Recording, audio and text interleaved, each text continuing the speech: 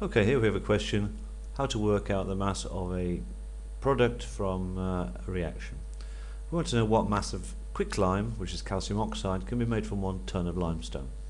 Right, so the first thing to do, which is the same as we always do for all of these questions, is we take the initial information, which is 1 ton of limestone. Limestone is calcium carbonate.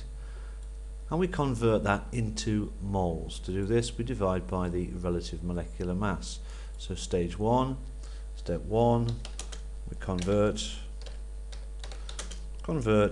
information into moles. Now to convert the information to moles, we have to divide by the relative molecular mass. So in this particular case, it's 1 ton, which is 1,000 kilograms, times 1,000 makes it into grams, 1,000 grams, divided by 100, which is the relative mass. And you can see that gives us 1, 2, 3, 4, 5, 6 noughts, 2 noughts, so we end up with 10,000. 10,000 moles. Now, the next stage is to look for the moles equivalent from the coefficients of the equation. So the coefficients of the equation are, and if we have a look at this, our coefficients, well, was 1 calcium carbonate makes 1 quicklime. So that gives us our ratio. So we inspect the mole ratio in the equation, and we can see in this particular case we've got, here we have 1 mole makes 1 mole. So therefore there must be the same number of moles of calcium oxide. Therefore moles of calcium oxide equals 10,000 as well.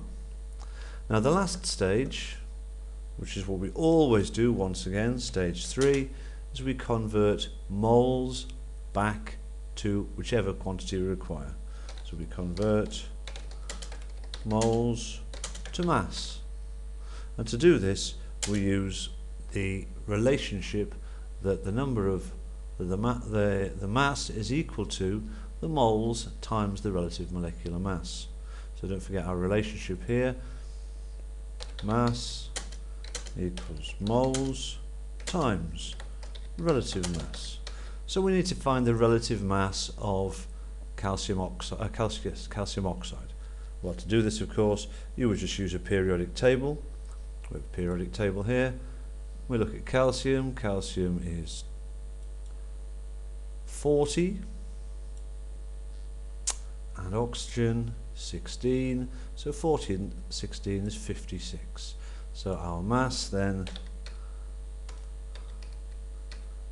equals 10,000